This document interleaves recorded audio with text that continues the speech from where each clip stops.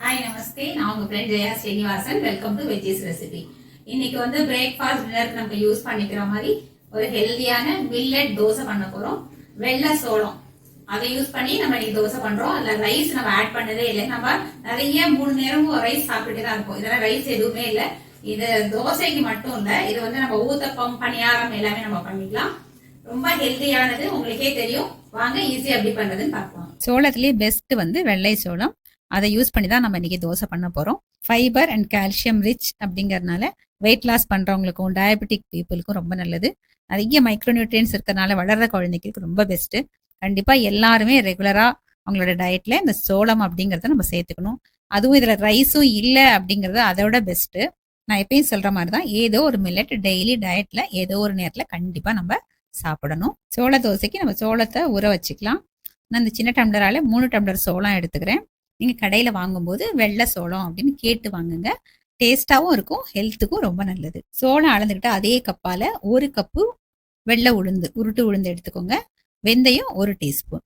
இது எல்லாத்தையும் சேர்த்து ஒன்னா வாஷ் பண்ணி ஊற வச்சுக்கலாம். தனித்தனியாகவும் ஊற வச்சுக்கலாம். நான் வந்து சோளம் தனியாகவும் உளுந்து வெந்தயம் தனியாகவும் ஊற வச்சுக்க போறேன்.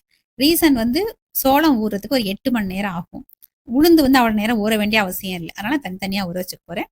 இது இல்லாம 2 டேபிள் ஸ்பூன் அளவுக்கு அவல், அதை நம்ம அரைக்கும் போது ஊற வச்சா போதுமானது. சோளத்தை நான் நல்லா ஊற வச்சுட்டேன். 8 மணி நேரம் ஊறியாச்சு. நல்லா வாஷ் பண்ணிட்டு ஊற வச்சுக்கோங்க சோளத்தை எப்பயுமே. அது மாதிரி உளுந்து வெந்தயமும் நல்லா 2 மணி நேரம் நல்லா ஊறியாச்சு. இப்ப நான் அது கிரைண்டர் போட போறேன். மிக்சிலையும் அரைச்சிக்கலாம், ஆனா நான் இன்னைக்கு கிரைண்டர்ல அரைக்கலான் இருக்கேன். இப்ப அரைக்க போறேன் அப்படிங்கறதுனால அவளையும் நான் வாஷ் பண்ணி ஊற வச்சுட்டேன். நல்லா நைஸா அரைச்சிக்கணும். அரைச்சி எடுத்துட்டு நான் உங்களுக்கு காமிக்கிறேன். நல்லா மாவு அரைச்சி எடுத்துட்டாச்சு. நல்லா மிக்ஸ் பண்ணிக்கலாம். ஆல்ரெடி உப்பு நான் கிரைண்டர்ல அரைக்கும் போதே போட்டுட்டேன். நல்லா மிக்ஸ் மட்டும் பண்ணா போதும். இட்லிக்கு அரைக்க போறேன் அப்படிங்கறதுனால சேர்த்து இதுக்கும் சேர்த்து நான் அதே கிரைண்டர்லயே அரைச்சிட்டேன். நல்லா மிக்ஸ் பண்ணிட்டு ஃபர்மெண்ட் ஆகிறதுக்கு விட்டுடலாம். சோளம் வந்து சீக்கிரம் ஃபர்மெண்ட் ஆயிடும், சீக்கிரமும் புளிச்சிடும். அதனால ஒரு 3 நாள் வரைக்கும் ஃப்ரிட்ஜில் நம்ம வச்சு யூஸ் பண்ணிக்கலாம். அது தகுந்த மாதிரி நீங்க ஊற வச்சு அரைச்சிக்கோங்க. இப்போ தட்டை போட்டு மூடிட்டு ஃபர்மெண்ட் ஆகிறதுக்கு நம்ம வெயிட் பண்ணுவோம். மாவு வந்து நல்லா ஃபர்மெண்ட் ஆயிடுச்சு பாருங்க. ஒரு 5 மணி நேரத்துல எவ்வளோ ஃபர்மெண்ட் ஆயிருக்கு பாருங்க. நான் கரண்டியால காமிக்கிறேன். நல்லா பொங்கி வந்திருக்கு, கரெக்டா இருக்கு. இப்போ இந்த மாவை யூஸ் பண்ணி தோசை, ஊத்தப்பம், பனியாரம் என்ன பண்ணாலும் பர்ஃபெக்டா வரும். அந்த அளவுக்கு மாவு நல்லா ரெடி ஆயிடுச்சு. இப்போ நான் உங்களுக்கு தோசை பண்ணி காமிக்கிறேன். மாவை இந்த ஒரு சின்ன பாத்திரத்துக்கு நான் எடுத்துக்கிறேன். ஏன்னா ரொம்ப திக்கா இருக்குல்ல, நம்ம தண்ணி ஆட் பண்ணிக்கணும். தேவையான அளவு மாவை எடுத்துக்கிட்டு அதுல கொஞ்சம் தண்ணி ஆட் பண்ணி நம்ம மிக்ஸ் பண்ணிக்கலாம். இந்த பாருங்க எவ்வளோ கெட்டியா இருக்கு மாவு.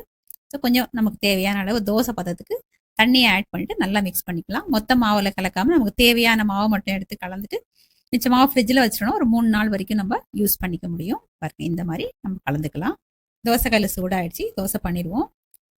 ஒரு கரண்டி மாவை ஊற்றி நல்லா அப்படி மெல்லீஸா பண்ண வேண்டியதான். இது நல்லா ஒட்டாம நல்லா வரும். நல்லா செவந்து முறுமுறுன்னு வரும். சாஃப்டா வேணாலும் நம்ம எடுத்துக்கலாம், இல்லை முறுமுறுன்னு வேணாலும் நம்ம பண்ணிக்கலாம். சுற்றி எண்ணெய் விட்டுடுங்க. சென்டர்லையும் கொஞ்சமா எண்ணெயை விட்டுக்கலாம். சாஃப்டா வேணா கொஞ்சம் சீக்கிரம் எடுத்துடணும். நல்லா முறுமுறு வேணா கொஞ்சம் நேரம் வச்சு எடுத்துடணும். நல்லா முறுமுறுன்னு வரும். பாருங்க எவ்வளவு நல்லா வந்திருக்கு அப்படின்னு. பாருங்க திருப்பி போட்டு நல்லா செவந்து நல்லா சூப்பரா வரும் தோசை. நல்ல டேஸ்டாவும் இருக்கும். எல்லா சட்னியோடய நல்லா இருக்கும். கார சட்னியோட சூப்பரா இருக்கும். தேங்காய் சட்னி, சாம்பார் எல்லாத்துடையும் செம்மையா இருக்கும். பாருங்க எவ்வளவு நல்லா இருக்கு. ஒரு பொடி தோசையை நம்ம பண்ணிக்கலாம். நம்ம சேனல்ல இட்லி பொடி, பிரண்டை பொடி 2 விதமான பொடி இருக்கு. அதை நீங்க டிஸ்கிரிப்ஷன்ல லிங்க் கொடுக்குறேன், நீங்க செக் பண்ணி பாருங்க. பொடி தோசையும் இந்த மாவுல ரொம்ப சூப்பரா இருக்கும். கார தோசையும் நம்ம பண்ணிக்கலாம், ஊத்தப்பம் பண்ணிக்கலாம், எல்லாமே நல்லா இருக்கும். பாருங்க எவ்வளவு நல்லா வந்திருக்கு அப்படின்னு. கண்டிப்பா ட்ரை பண்ணி பாருங்க. வெள்ளை சோளம் பொடி தோசை, பிளெயின் தோசை, சாம்பார், கார சட்னியோட சர்விங்க்கு ரெடி. இந்த ஹெல்த்தியான ரெசிபியை உங்க ஃபேமிலிக்கு சர்வ் பண்ணிட்டு எப்படி வந்து எனக்கு கமெண்ட்ல சொல்லுங்க. சேனலை சப்ஸ்கிரைப் பண்ணிக்கோங்க, எனக்கு மோட்டிவேஷனா இருக்கும். லைக் பண்ணுங்க, ஃப்ரெண்ட்ஸ் அண்ட் ஃபேமிலியோட ஷேர் பண்ணுங்க, பெல் ஐகானை கிளிக் பண்ணுங்க. புது ரெசிபியோட நாளைக்கு நம்ம மீட் பண்ணலாம். தேங்க்ஸ் ஃபார் வாட்சிங்.